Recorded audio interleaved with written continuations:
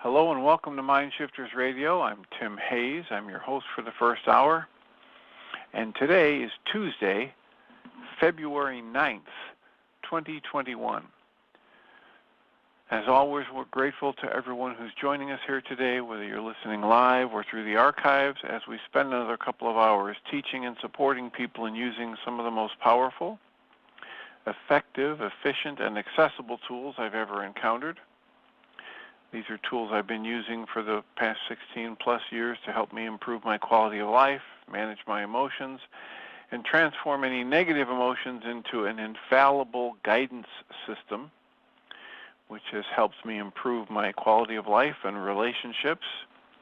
And since these tools are available absolutely free at whyagain.org, we encourage people to go there, click on the red and white bullseye, let that take you to a page where you can download and read Chapter 24 of Dr. Michael Ryce's book. His book is titled, Why Is This Happening to Me Again?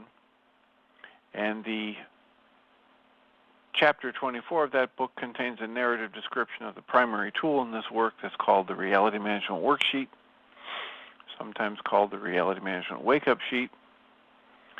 And that's a tool that I have been using to recalibrate my perception every time there is a negative emotional state. That's a tool that I have been using to systematically, one worksheet at a time, improve my experience of life and improve my relationships by improving my perception. And we encourage you to do that. You can also click on a link that lets you download the PDF of that tool, print it off and use it as often as you'd like. You can also go to your app store and type in the 3 words HeartLand Aramaic Forgiveness and get access to a completely free and private app that contains that Reality Management Worksheet process, an abbreviated version of that process, and a copy of the Drago and Klingon game, which is a wonderful way to introduce these tools to even younger audiences. And we encourage people to go there and do that. You can also download a whole host of audio files of shows just like this one. Listen to them at your leisure, where people have called in and either been stepped through the worksheet process or they've asked questions to clarify the power of the process. And listening to those files over and over again can serve as a tutorial for how to use this tool and get maximum benefit from it. And we encourage people to do that soon and often, and then give us a call. Our call-in number is 563-999-3581. And when you call that number and press 1, it puts a little question mark up by your phone number.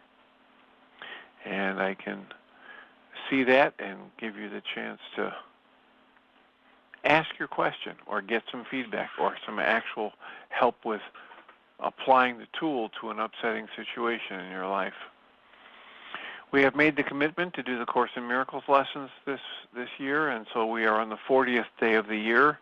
The lesson for today, the way it's stated in the CourseInMiracles.org workbook, lesson number 40, reads, I am blessed as a son of God.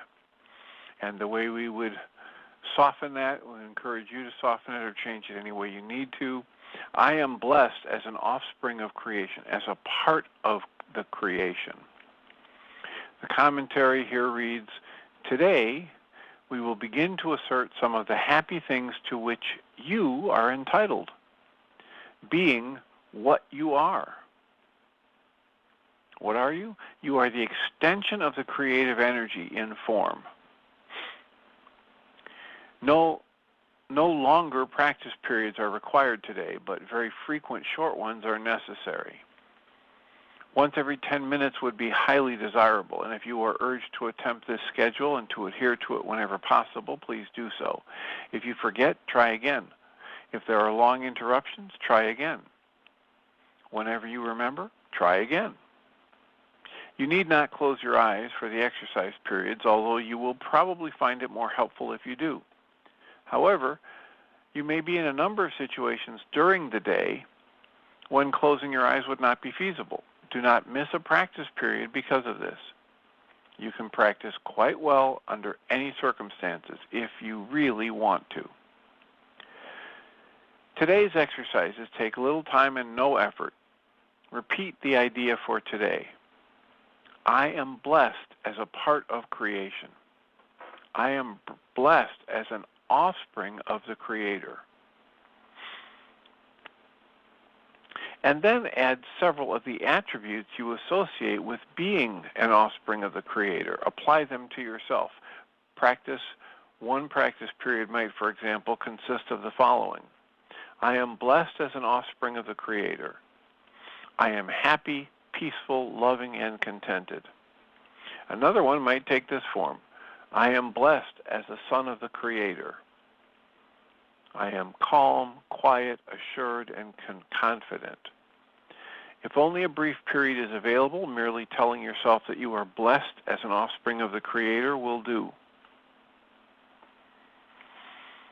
So it's simple, and they recommend many multiples of very short exercise periods all throughout the day.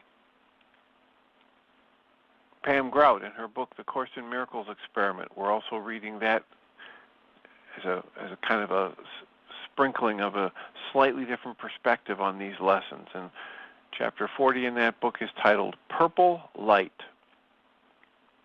Bill Murray said, "Nothing prepared me for being this awesome. It's kind of a shock to wake up every morning and be bathed in this purple light." Pam writes, "It has come to my attention there are people out there who think it's important to struggle, to fight, to fix all the problems. But what if the only reason we think we're in trouble is because our thoughts and energy are vibrating at a frequency that doesn't match the bigger thing?" Lesson number 40.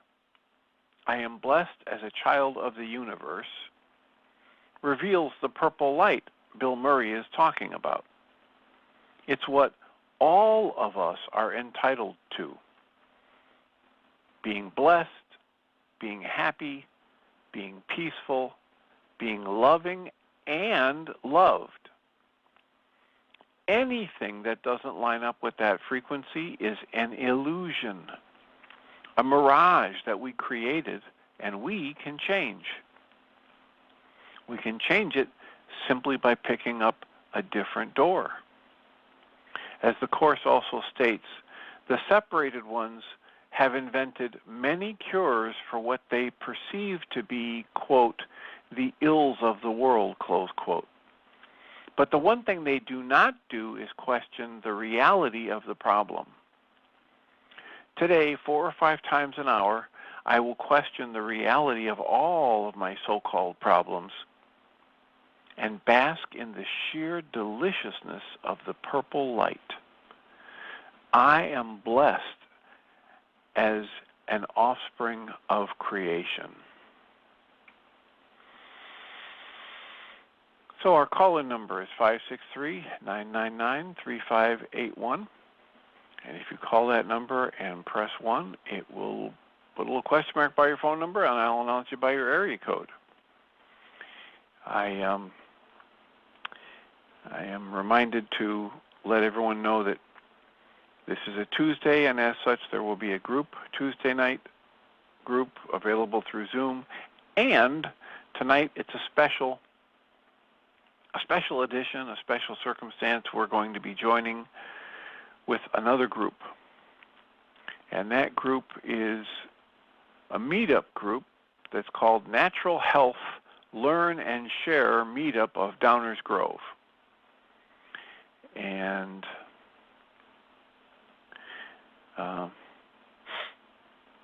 Dale Campbell is the head of that, and he's asked me to be the talking head expert for tonight to talk about practical ways to improve your life, your behaviors and emotions. And since these are the tools we talk about on Mind Shifters Radio, I agreed to do that. So If you're interested in joining us or you want to forward that information to somebody else, the thing to do is go to mindshiftersacademy.org. And when you go to that web page, there's a special separate page for the Tuesday online group info. And I've redone that web page so it has the special event for today, Tuesday, February 9th. And it has a hot link that comes 6:30 or so. You can click on that hot link and it will take you to a Zoom meeting. And you'll get to join us for the Tuesday Mindshifters support group as we blend with the Natural Health Learn and Share meetup of Downers Grove. And it'll be interesting to try and present these tools to another small but interested population. And we look forward to doing that, and we look forward to your participation should you choose to join us. The other news was that yesterday I did an interview with Dr. Frank Urasek, who has been practicing Eastern medicine and acupuncture, auricular acupuncture, among other things, Qigong and herbal medicine out of Stroger Hospital in Chicago, with a particular passion for helping veterans. And that interview should be available 2 weeks from today on journeystream.org/podcast. And again, if you have a favorite book title, motivational speaker, spiritual teacher, a book that's transformed your life for the better, and you would like to recommend that we discuss that book and or read it and interview the author, call and let us know. 563-999-3581, or send me an email at tjh@mindshifters-academy.org. And we will do our best to incorporate that into what we're doing here on Mindshifters Radio, and perhaps even blend it into the journeystream.org podcast group if it's appropriate. So how can we support you today? What's on your mind? What would be the best use of this material and our time today for your purposes? 563-999-3581. Call that number, press 1, and we'll have a conversation. I had someone in my office today who was going through the struggles of trying to be better every day and not living up to his ideal or expectation of being perfect. And the struggle was weighing him down. He was feeling a failure because he's had a period of basically being burned out, basically having so many demands on his time that the energy it takes to deal with two aging parents with medical issues and his job and his relationship and his struggles to do self-care just reached a fevered pitch, and he was getting short-tempered and frustrated, and in short order he flipped those data points around into a picture that looked like he was failing. And if you've listened to me on this show long enough, you probably can guess that I recommended that he be gentle with himself and that he pay attention to some of our great spiritual teachers, which tell us things like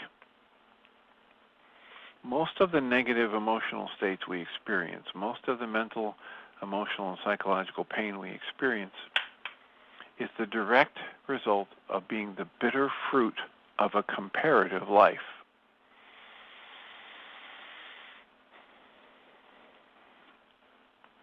So if I'm comparing myself to somebody else, if I'm comparing myself to an ideal,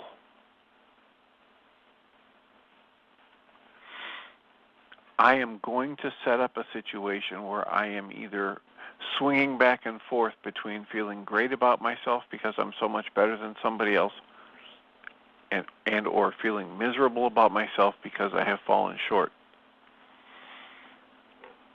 And we encourage people to drop out of that, to drop out of the cycle of producing more and more bitter fruit as the result of comparing ourselves to others or comparing ourselves to an ideal. These emotional and psychological pains that we create are the bitter fruit of a comparative life. And by comparative, you might say judgmental. I'm going to judge myself. I'm going to judge, I'm not just discern, but I'm going to reach a conclusion about what's good, what's bad, what's right, what's wrong. And every time I do that, I set up a cycle, or I increase the energy into the cycle that's going to have me feeling the negative consequences of judgment. In the Way of Mastery, it talks very clearly about how judgment is the opposite of love. Because love accepts all things, allows all things, incorporates all things, surrenders to all things, and therefore transforms all things.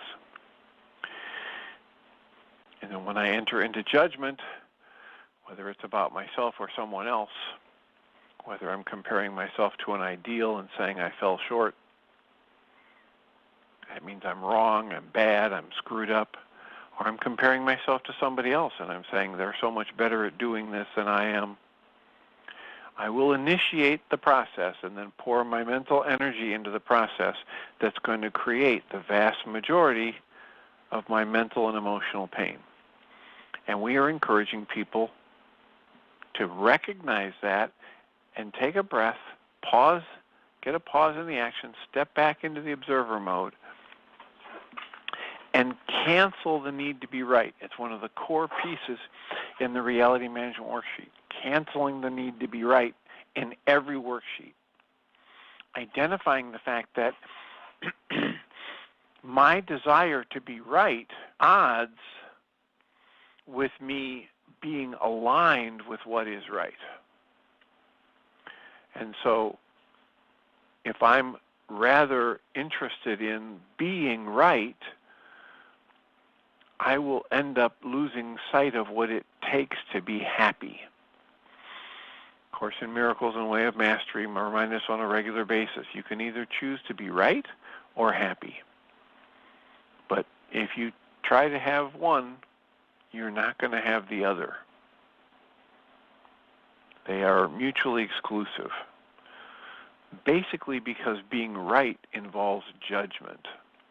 And all the great spiritual teachings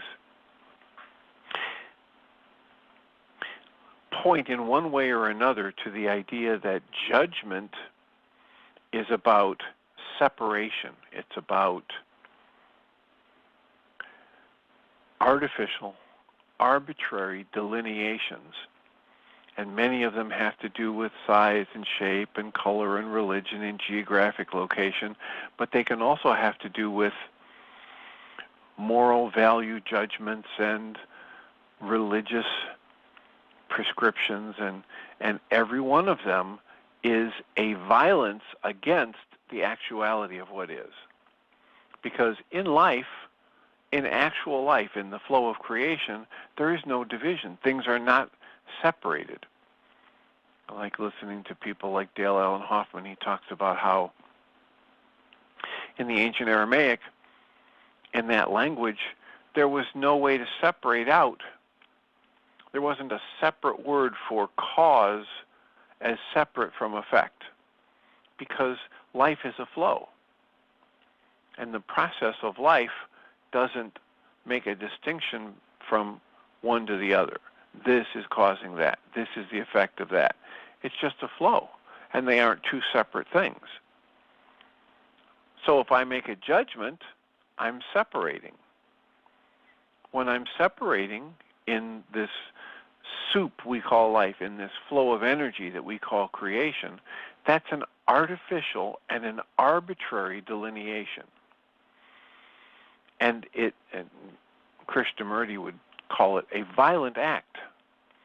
Even labeling something, if I pour too much energy into that judgment about the label, is doing violence to the truth of what is. This is why in Course in Miracles at one point it says that perception was made as an attack on God. And it took me quite a while to wrap my mind around that. But the fact of the matter is, whatever my little 9-bit mind can come up with, whatever little thoughts about what is the truth, is so much less than the totality of the thing, of the person, of the event, of the flow. Michael Ryce likes to talk about the research that says in the period of time that the human mind, the brain, not the mind, the human brain processes is about 10,000 units of electrical activity or bits of data. In that period of time, maybe roughly 1/25 of a second, probably 20 trillion bits of data are hitting the senses. And in that same period of time, the conscious logical mind of the human can only process 9 single-digit bits of information. So the way to talk about that is that in any given moment, we're living in the flow of 20 trillion bits of data. The brain in our heads can process 10,000 bits of that information, and we can be aware of 9 single bits. So we have the awareness of 9 single bits out of 10,000 that are being processed by the brain when 20 trillion bits are hitting the senses, and we think we know what's going on. And when you get to that point, you let that sink in, it gets easier and easier to realize how silly it is to make a judgment, to decide, I'm right, you're wrong, it's settled, why argue? And of course, in the culture that most of us were raised in, this is a real kink in the hose of the flow of thought. What do I do then? A lot of people start asking, well, if that's true, then what do I do? And the surprising answer is once you see the truth of that in any given moment, there is nothing to do. It's just about being your true self and allowing others to be their true self in that moment. Allowing the truth of the moment to act directly on you. And that is an acquired skill for most of us because we've been trained to the opposite. We've been trained to believe that we don't have value unless we are doing something. We've been trained to believe that, as the Course in Miracles lesson was talking about today, that there is a problem that needs to be fixed in life, as opposed to seeing life as this flow of creation and us being a part of it.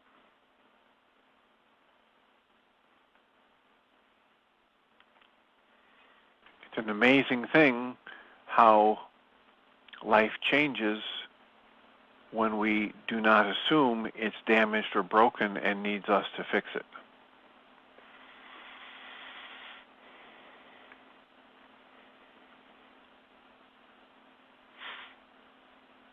I suppose I should correct what I said because that clarification comes more from the Pam Grout reading today, where what if the only reason we think we are in trouble is because our thoughts and energy are vibrating at a frequency that doesn't match all of creation in that moment? What if we aren't really here to fix problems and to struggle and to fight? What if it's about changing our vibrational frequency to match, letting, as Krishnamurti would say, letting the truth of life act directly on me and letting my actions flow from this seamless interaction with actuality?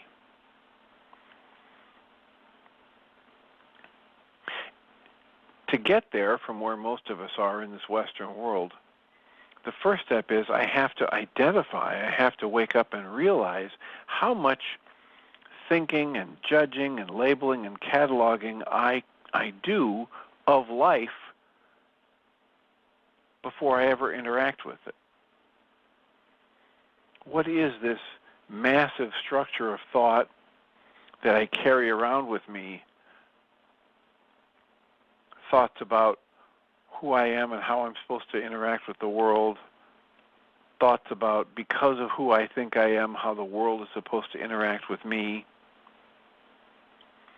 All of the efforts and labels and separations and judgments, and how, rather than just being in the flow of life and let actuality have an impact on me and me be in the flow and response, I go through this, what several of my patients have come to call the mental math of thinking and weighing and judging and worrying, trying to predict before I do anything what the answer is going to be, what the impact is going to be, etc. How will people think about me if I say or do this? What will they think about me if I don't say or do that?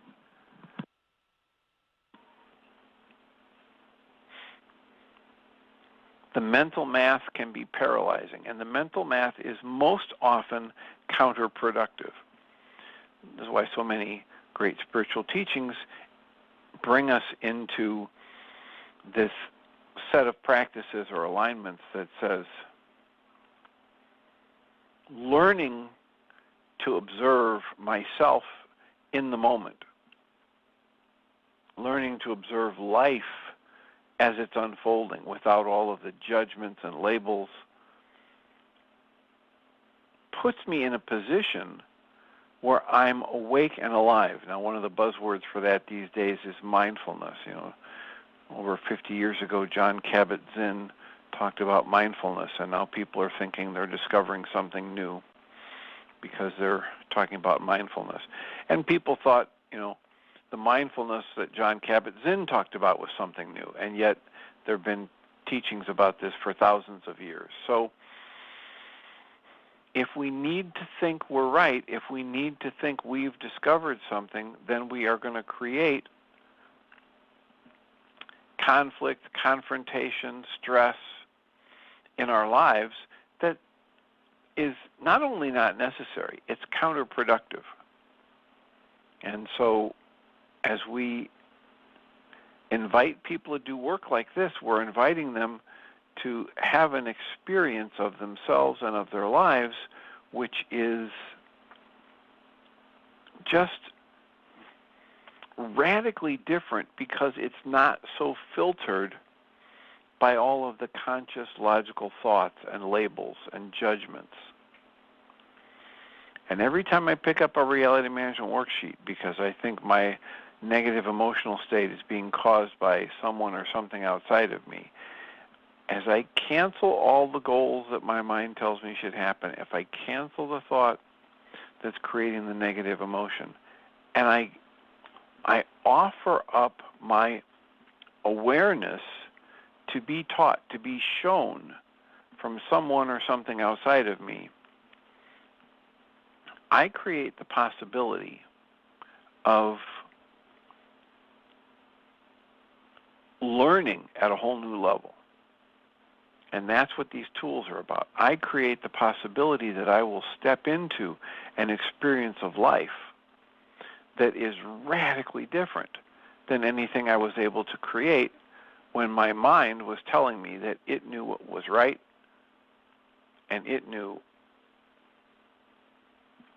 what needed to happen for it to have peace or joy or happiness.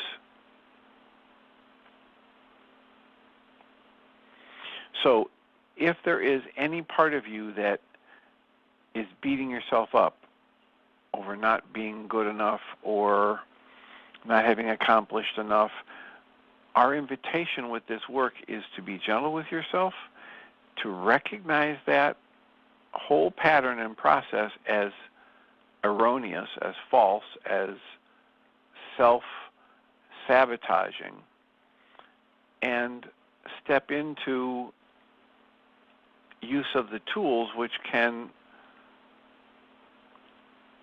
usher you into an experience of life that's radically different from anything you've had before. One of those tools that we haven't mentioned in quite a while is the 3 early memories of conflict. And in the 3 early memories of conflict, I map out 3 of the most obvious incidents that pop to mind of early times in my life where I was experiencing conflict in one form or another. And people often say, well, what does that mean, and what does conflict mean? It's whatever comes to your mind when you sit down with that tool. And it doesn't mean you have to remember stuff from the moment of birth on to your first 3 years. It's whatever the earliest memories of conflict are that pop into your mind when you sit down to do that exercise. One of the first times I did it, one of the first memories I had was when I was 9 or 10 years old. Another one was maybe 10 or 12, and another one was high school, and another one was college. And so I ended up doing the 9-year-old, the 12-year-old, and a situation from college. And there's a worksheet in whyagain.org. You can just click on the red and white bullseye, scroll down until you see 3 early memories of conflict, and get that worksheet and print it off and do this work for yourself. It's a phenomenal tool.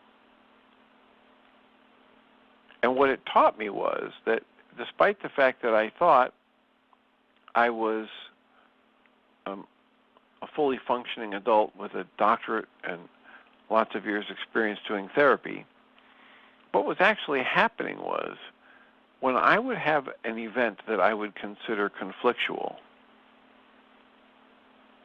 rather than functioning in the world as a licensed clinical psychologist with lots of years of experience under his belt, I was literally doing the same thing as a full-fledged adult in my 50s, late 50s, that I did when I was 8 years old and 12 years old and 18 years old. And that was a real eye-opener for me. And it led to a whole series of worksheets and a whole series of other energy works with counselors, coaches that I had, and that has led to me having an entirely different potential pattern of responses available compared to what I had prior to doing that worksheet and that work. So it's just one of the many tools that are available, and we have someone with a hand up. Is this Ellen? Yes, it is. Hello, Hi, Ellen. Dr. Tim. How can we support you today? I just loved everything that you've said today. It's been so meaningful for me, and it's so interesting because just recently I've really begun to notice how mean I am to myself. You know, it's just been my way of life. It's been so unconscious. And, you know, I grew up in a house with parents that were constantly on the lookout to find any fault they could find in the other so that they could criticize, ridicule, belittle the other. And so I know that this is where it comes from, but I didn't realize that I was doing that to myself. And it's been so interesting because this whole episode with all my water spilling episodes, how I finally really understand now what that's about, and I'm using it to catch myself. So, like, for example, last night all of a sudden water started leaking, and I was like, okay, what did I just do? What did I just do? And I thought back, and I thought, oh, I just got mad at myself because I forgot to do something. I realized I forgot to do something, and I got really mad at myself. I mean, it was over just like that, but it was, wow, you know, it was because I forgot something. And so what I've been finding myself now doing, which has been so liberating, is giving myself permission to do all these things that I never really felt I could do before, like being forgetful. And you know, what the biggest one for me was the one night the other week I realized, you know, because my mother had told me that I was wrong to feel the way that I did, that all my life, you know, I thought my feelings were wrong. So I just gave myself permission to feel exactly as I do. And just that little act of giving myself permission felt so liberating. And so since I did that, I've been finding all these other ways in which I can further liberate myself in giving myself permission just to be as I am. And so it's really interesting that you happened to bring this up this morning, because this is exactly what I've been going through and recognizing how I've been beating myself up. Well, you're not alone, and congratulations on the work of choosing to recognize it, and then, you know, if I stay in the just the direct observation of it, I get access to the observation that, you know what, it's not really leading to the kinds of results I would like to have. And you know, the idea of being aware of my preference is not to be mistaken for judging myself harshly for not living up to that preference. So it's perfectly okay for me to say, you know what, I would prefer to be respectful. I would prefer to be gentle. I would prefer to be efficient with my memory. And then if I don't live up to that, I acknowledge that, okay, I'm not quite living up to what I had hoped yet. That's different than judging myself as being bad or wrong because I'm not comparing to the ideal or living up to a standard I had hoped. If I recognize that I have a preference for acting in a different way and I realize that my actions have not been meeting that, then I can step back, take a breath, and then regroup, and then the next time a similar situation presents itself, I can proceed differently. I can apply learnings. I think it was Maya Angelou that said, you know, we just do the best we can in every situation based on what we know, and then when we know better, we do better. So here's to learning a better way and then being able to enact a better way. Gently, lovingly, respectfully, efficiently, here's to that. Yeah, I'm breaking that pattern of criticizing.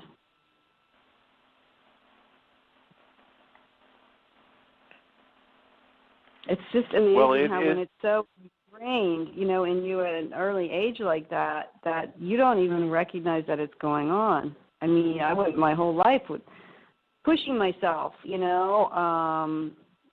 I mean, and yeah, I was very successful at everything I did because I pushed myself so hard, but I didn't recognize what that was really doing internally, and all the pressure I was putting on myself to be a certain way.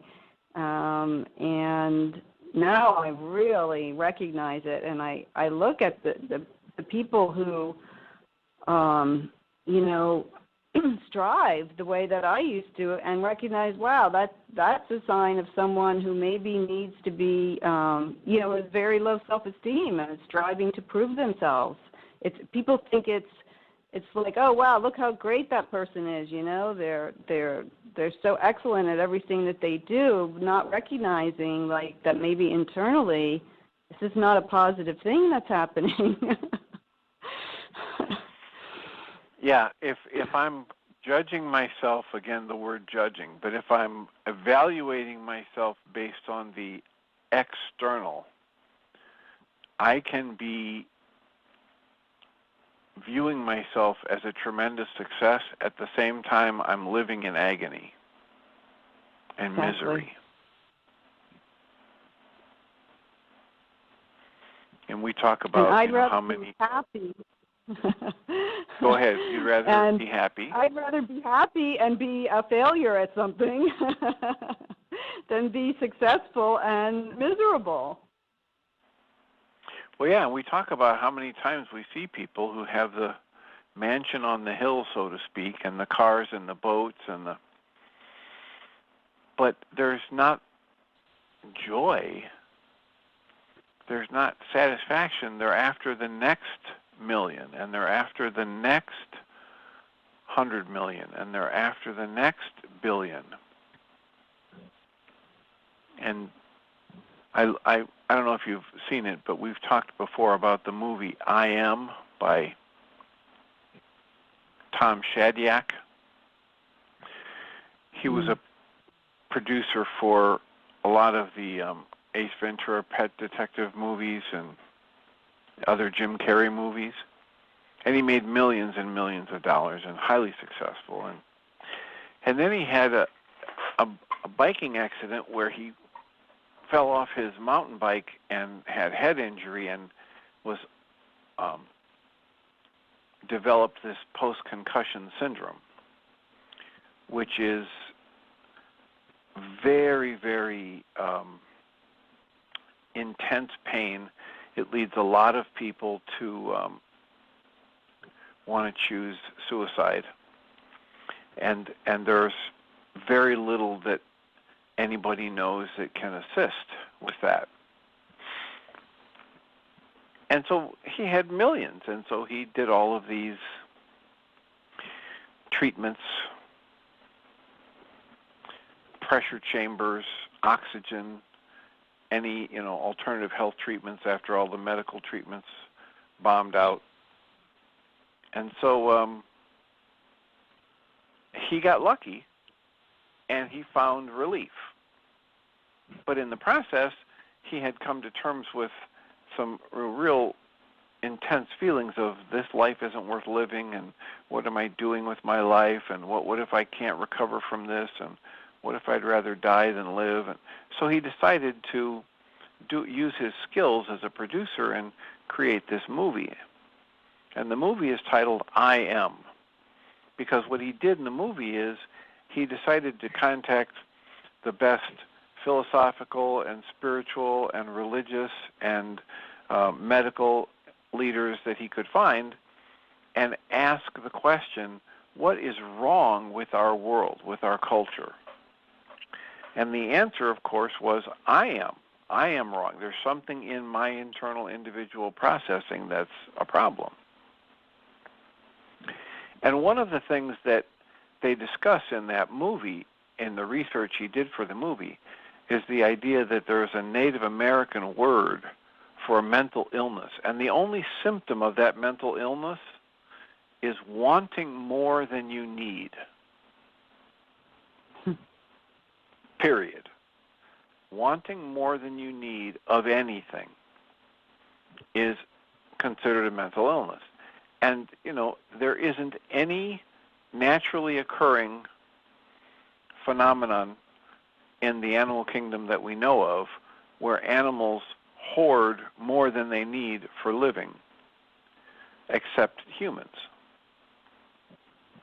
And there is the mistaken belief that, if I'm out in the cold and I'm absolutely miserable and I have no clothes and I have no food and no shelter, and I stumble across a cabin, and it's a rundown cabin, the wind is whistling through the joints in the door and the windows, but there's a fireplace there, and there's some porridge, and somebody brings me in, wraps me in a smelly old stinky blanket, and puts me curled up in front of the fireplace and brings me some porridge.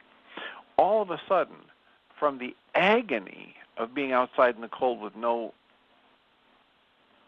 separation from the elements, I am in ecstasy with just this little bit. I don't even have clothes on. I've just got this smelly old blanket and enough warmth to keep me from dying and a little nutrition.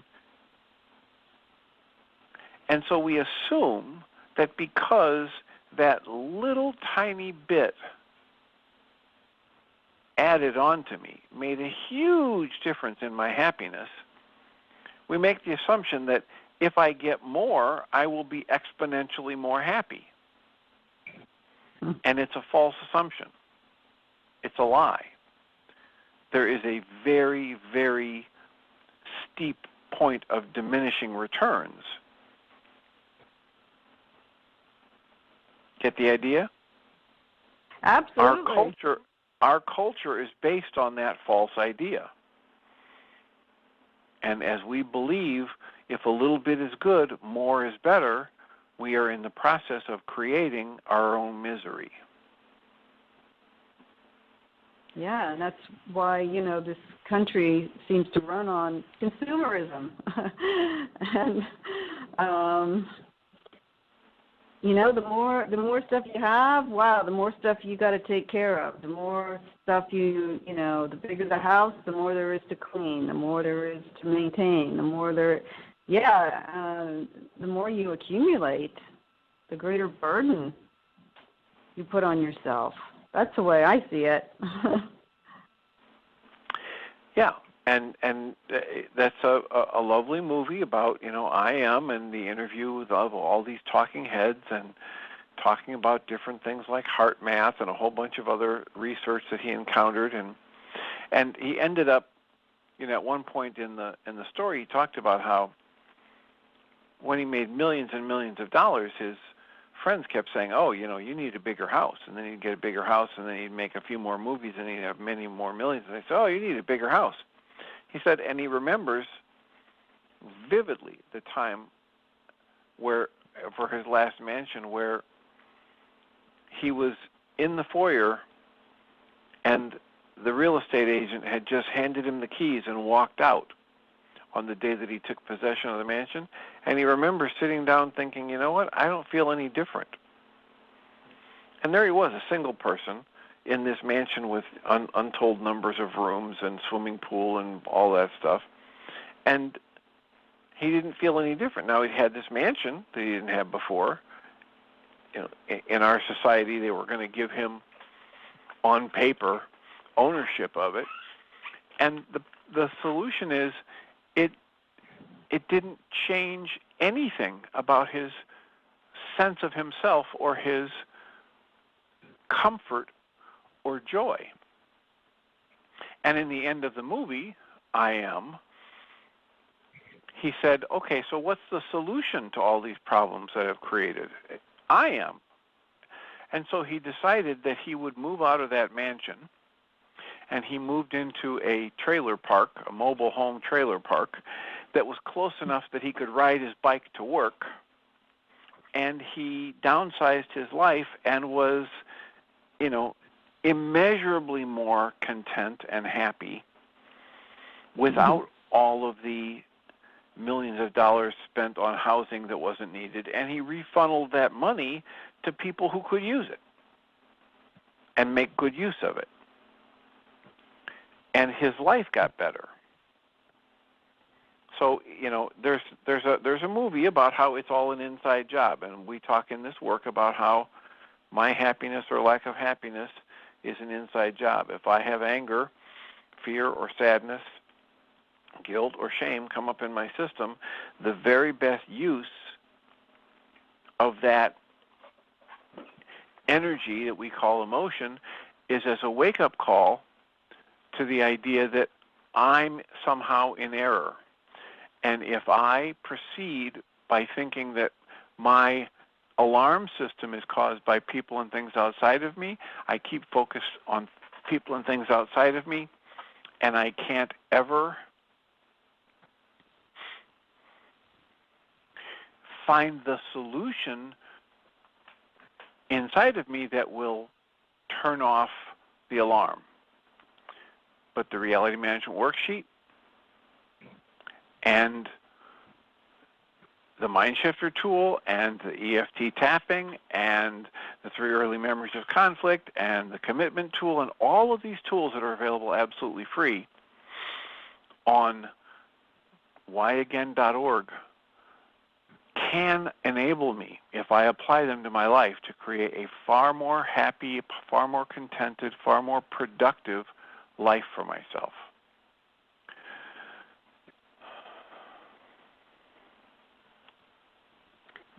Yeah, and it was reminding me too of being in elementary school and even beyond into like junior high.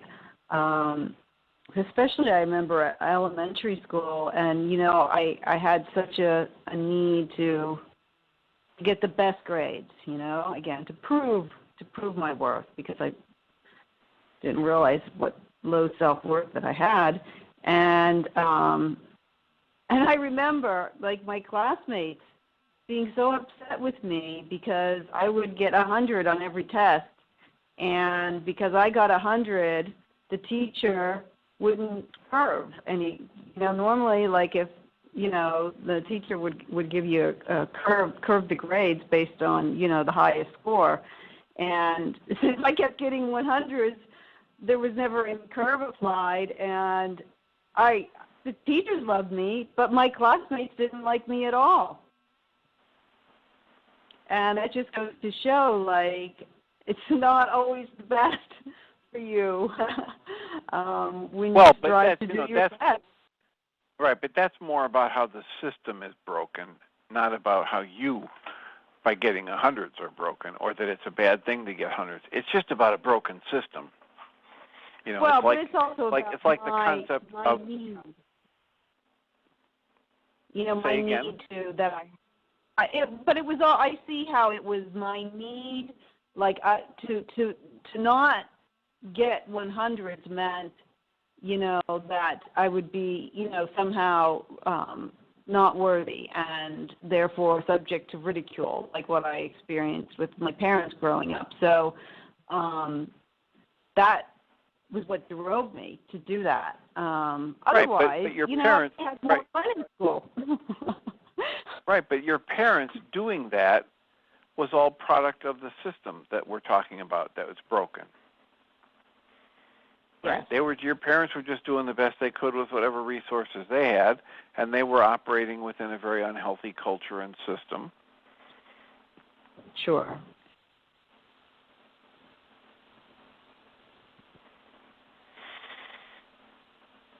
There's that concept in the African cultures of Ubuntu, and the story of the missionary that went down there and said, okay, I've put a bunch of candy over by the tree. Let's have a race, and the first one there gets all the candy. And the kids joined hands and walked over slowly or skipped and sang as they went over to the thing. And he said, wait, why would you do that?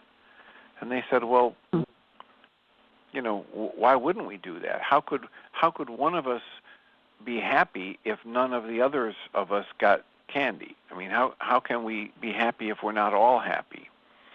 This idea of communal sharing and satisfaction and gratification, that is just, I've asked people on a regular basis to think about the insanity of our culture, where we have, just take the Olympics. You can take any of our sports, but take the Olympics.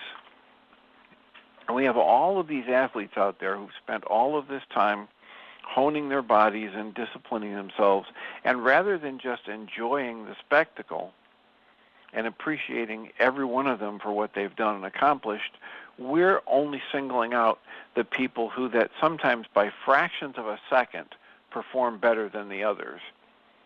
And we call everybody else the loser. In the Olympics, that's great. We'll take the top 3 and give them a medal, but we know that the gold medal is the real prize. But the same thing with any of our sports teams, whether they're high school, college, or pro, the idea that we go to a game and we watch this beautiful display of athleticism and cooperation and teamwork, and then we leave depressed because the scoreboard says our team was 2 points less effective than the other team, that's just an insanity.